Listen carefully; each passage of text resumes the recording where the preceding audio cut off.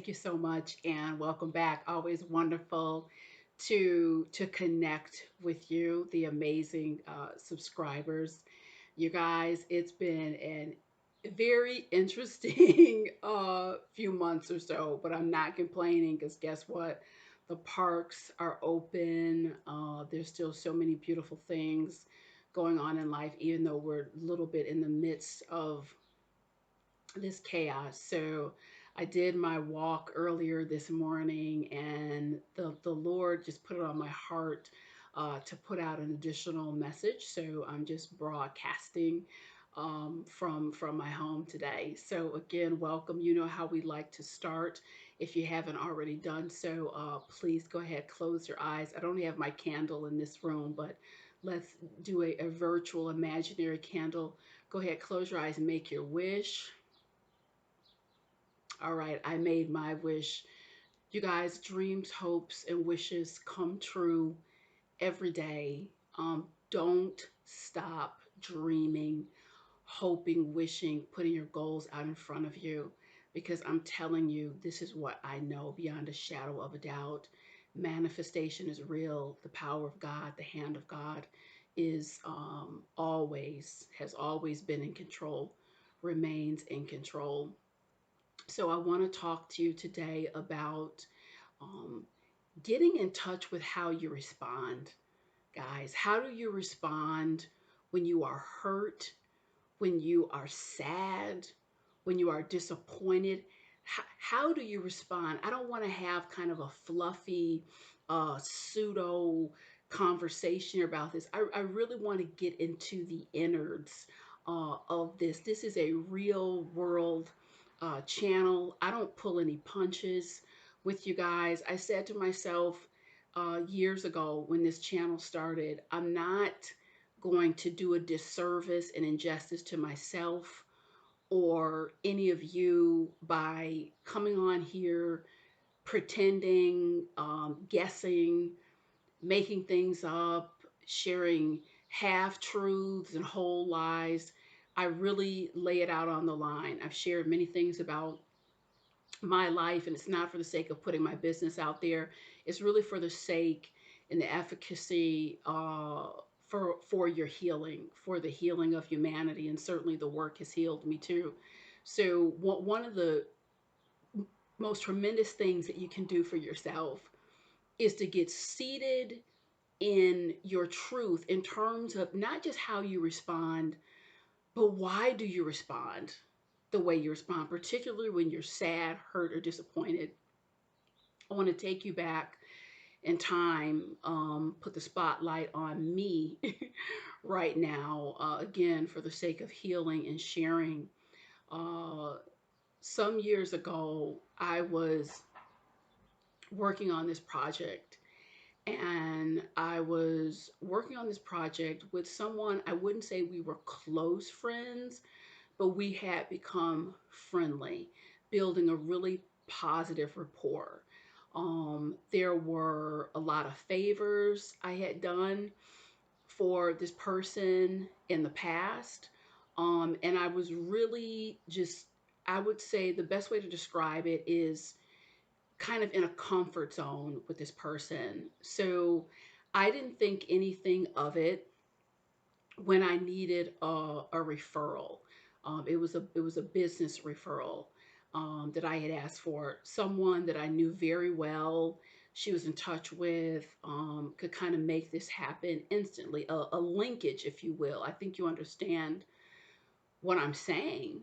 And to my shock and dismay, she wasn't willing to make the link or the connect, and she gave some. It was a really lame excuse. It was clear she wasn't telling the truth about it. She was even shaky as she was basically letting me know she was not going to make this referral. It threw me into such a kind of tailspin emotionally. I just couldn't believe it. I'm like, oh my God, does she not want me to be successful in this area? You know, what is going on? It put a strain on the working relationship. There was a tension after that. I really didn't see her the same way. And I want to preface the rest of the story I'm going to share with you by saying it was also a time where I was not as far along the path as I am now in terms of how I see the world, how I see people, and my emotional maturity was just not where it's at today.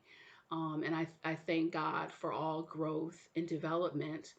And so, because I had been hurt, I decided, and I'd like to say that it was just kind of a knee jerk reaction. In a way, it was, but in another way, it was very calculated because I decided, you know what, you're not going to support me. I'm not going to support you in this project. I didn't announce that. I just told her, I'm no longer available to work on this project. And that was it. I pulled myself out of the project knowing full well that the area of expertise that I had and I was bringing to the table, I knew that she either couldn't replace it or it would be damn difficult to do so. So I fully knew, I had an idea of the impact that it would have, me pulling myself out of this project abruptly as a result of being hurt. I pulled myself out of project, you guys. I promise you, I really didn't think anything else of it. I went on with my life, booking other projects, other work, just in enjoying my life, basically. And 3 years later, it's a story inside of a lesson, inside of a testimonial. Out of the blue, out of the blue, I started to physically, I didn't feel well, but it was coinciding with all of these intrusive thoughts. Again, hadn't thought about this person in 3 years, went on my merry way. I was getting physically unwell, let's just say that.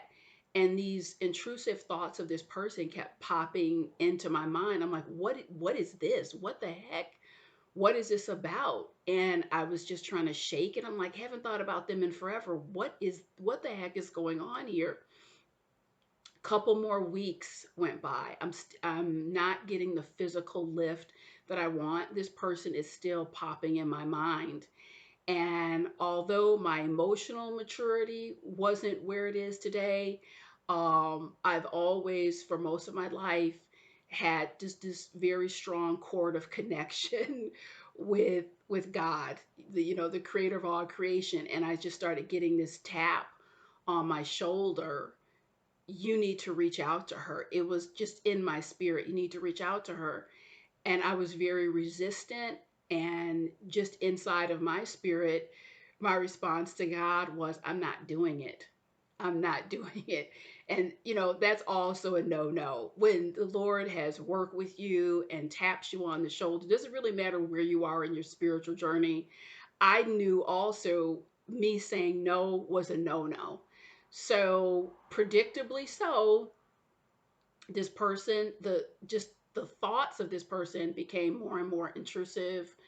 I started feeling worse and worse. It was more of an emotional sad feeling. It was a weighty, kind of strange, surreal feeling that just threw me off.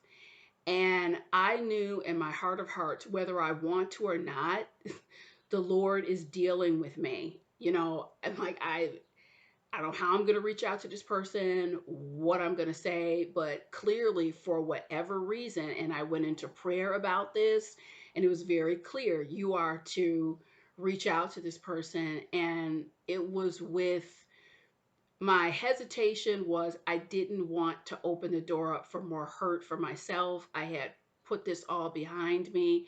I didn't know what can of worms this was going to stir up, but I also knew I was being dealt with by the Holy Spirit to reach out. I did so, and I will tell you what happened next is the reason. It is the exact and exclusive reason that I made a commitment a long time ago not to recycle pain, not to recycle hurt, not to respond. If you hurt me, guess what? I'm going to hurt you. It's that reasoning is so deeply spiritual and meaning for me because of what followed when I reached out to her. She responded. We had an impactful but brief conversation. I was just like, you've been on my mind. How are you doing? I know it's been a while. And she immediately, and I know in my soul this was the hand of God too. She was like, I have to tell you, you've been on my mind too. And when you left the project, I got so sick. I fell into a depression. That whole piece, it fell flat. I just wasn't well for a very, very long time. I wanted to reach out, but I let it go. And she shared some more things with me, and my mouth, I just didn't have much to say because I was more or less in shock and awe. The Lord was even dealing with me while she was talking. I'm listening to her in one ear, I'm listening to the Lord in the other ear. And I hung up the phone. I wished her well. I made my apologies for everything that happened, how it all went down. But I will tell you that in an instant, I understood the impact of recycling pain. I understood that, and in my head I was having this conversation with God. I'm like, she hurt me, but Sheila, two wrongs just do not make a right. The same sickness that you experienced 3 years later, that was just to give you a feeling of what your emotionally immature, uh, jab you right back response produced. And I think that literally that was karma. I felt what she felt. It was a delusion, disillusionment. It was a sadness, and I was dealt with further after that by the Lord just ministering to my spirit. I understand hurt. I understand the wounding. It is so tempting. But everywhere that you can, you are to stop cycles of pain. That is part of your healing and how you will ultimately heal your wounds of the past, how you will ultimately heal, if not the world, you will heal your world. And I understood it on such a deep level that became and have become even more so literally conscious about the opportunities. And you're going to get so many because there's so many hurt people, the opportunities to stop cycles of pain. I don't know why she denied me that contact and that referral. It's not even important at this point. It's just not, for whatever reason. Maybe she did it out of her envy. I don't know what it was. It's not even important. What is important is I could have responded in a multitude of different ways. I could have been honorable, finished out my part of the project, just moved on. I could have reiterated to her and asked again, is there a reason you don't feel comfortable passing that contact information on? Maybe there would have been more information that came out. That's not what I did. I said, you hurt me. Okay, I'm going to take myself out of this equation. Therefore, that's going to hurt you. And it sparked just this cycle of additional hurt and wounding. And I mean, I can't tell because I only spoke to this person for a short time, but it seemed to me like a spark. There was a spark that just used to be there that wasn't there. I mean, so the point that I'm sharing is I think we can walk in a lack of awareness many times about the power of our decisions in other people's lives and how much hurt can drive people's decisions. I think operating out of hurt can destroy lives, can destroy families. The power, like in the moment when someone disappoints you, when you're met with sad information, you have literally in the palm of your hand the power to make a decision that can change not just the trajectory of your life but of someone else's life. And some of you will hear that and say, you know what, Sheila, but I'm more of an eye for an eye, a tooth for a tooth person. Listen, I'm not saying whatsoever to let yourself be walked on, degraded. You, if you've watched any of my videos, you understand the body of this world. I'm not saying that, guys. You know, high levels of respect, all of that communication, that's what I advocate for. You know, thank you to the hand of God, I've evolved in these areas. But I'm telling you, hurt people. And if you insist on recycling hurt, your world is going to be impacted too. I've always said that everything that you make, you're responsible for. The love you make is the love you take with you into eternity. The hate you make is the hate you take with you. So God in his grace took me through a very painful experience. And when I say I was physically affected, a weight was around me. I had stomach cramps. I was physically affected by this. That was just God's favor saying, I want you to understand that this is real. You know, this information, these teachings, these things you're up to, this is real. This is what it feels like. This is what you created in the world. So again, what you make is what you're going to take with you. And ultimately, we are responsible. Look, there are people who have done, I mean, all of you listening, we've had injustices, people have affronted us, hurt, pain. We could go on. I could tell you stories, you know, scar wars, if you will. It's not going to change a thing to inflict more pain where there has already been pain. Then you end up with nothing but carnage. I'm asking you to really get inside of how do you respond when you are hurt, wounded, upset? Because in as much as your response impacts the others around you, it also will impact your life. For me, I've made a conscious decision not to recycle hurt and pain. That singular decision alone has done more for my healing and more for my life. Where I can get direct communication and come to an understanding, I will certainly do that. There are people that there's just no sense of harmony or connect. I'm not in their faces. We're not having tea. We're not having lunch. But I refuse to actively inflict pain or hurt on anyone. Sometimes the most powerful thing you can do is walk away. If I can't come to an understanding, I need to excuse myself. And I understand now that I can always do that in a dignified way. But we don't need to add carnage to carnage. You know, it's easy to respond wonderfully, happily when you're getting your way and everything's going the way you want it to. It's a whole different ball game to cultivate your heart, your spirit, your mentality when someone gives you that bad news, when you know they are willfully messing with your mind or trying to hurt you.